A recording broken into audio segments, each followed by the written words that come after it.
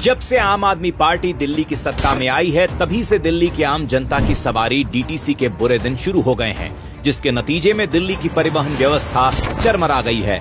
मुफ्त की रेवड़ियां बांटकर केजरीवाल जी मस्त हैं, वहीं डीटीसी की हालत पस्त है। हमारे सीरीज बुरे बीते 10 साल नहीं चाहिए आपकी सरकार के इस एपिसोड में हम बताएंगे कैसे कुप्रबंधन ने किए डीटीसी बसों के पहिए जाम। केजरीवाल जी ने दिल्ली को इलेक्ट्रिक बसों की कैपिटल बनाने के दावे तो बहुत किए, लेकिन सच तो ये है कि दिल्ली की पुरानी बसें खटारा होती जा रही हैं और नई बसों के लिए अभी दिल्ली दूर है। दिल्ली की सड़कों पर दौड़ रही 90% सीएनजी बसें एक्सपायर हो चुकी हैं। ये रिटायर बसें दिल्ली वालों के लिए मुसीबत का सबब बन गई हैं। आए दिन ये बसें कभी बीच सड़क पर चलते चलते रुक जाती हैं, तो कभी ये चलते चलते आग का गोला बन जाती हैं। हाल ही में जगतपुरी और महिपालपुर में चलती बस में आग लगने से बस में सवार यात्रियों की जान बाल बाल बची है।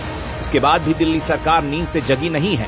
इन पुरानी बसों को सड़कों से धीरे धीरे हटाया तो जा रहा है, लेकिन इनके बदले दिल्ली वालों को नई बसें नहीं मिल रही। हर साल अब तक 225 से ज्यादा बसें सड़कों से हट चुकी हैं और दिसंबर तक करीब 400 बसें और हट जाएंगी, यानी कुल 619 बसें इस साल सड़कों से कम हो रही हैं। वहीं 2025 तक डीटीसी की 2000 से ज्यादा बसें हट जाएंगी। दिल्ली सरकार ये दावा कर रही है कि अगले साल तक डीटीसी के बेड़े में कुल 10,000 बसें होंगी, जिनमें से 80% यानी 8,000 इलेक्ट्रिक बसें होंगी। लेकिन हकीकत यह है कि अभी दिल्ली में सिर्फ 1650 ई बसें ही चल रही हैं, जिनमें से ज्यादातर बसें केंद्र सरकार की फेमा स्कीम की बदौलत दिल्ली को मिली हैं। लेकिन इन इलेक्ट्रिक बसों के लिए दिल्ली सरकार कितनी तैयार है, ये हम आपको बताते हैं। दिल्ली में ज्यादातर इलेक्ट्रिक वाहनों के चार्जिंग पॉइंट खराब पड़े हैं। दिल्ली सरकार के दावे के अनुसार दिल्ली में 4,793 चार्जिंग पॉइंट और 31,000 चार्जिंग स्टेशन हैं, लेकिन आलम यह है कि इनमें से ज्यादातर चार्जिंग पॉइंट खराब हैं। चार्जिंग पॉइंट न होने से दिल्ली में इलेक्ट्रिक वाहन लेने वाले लोग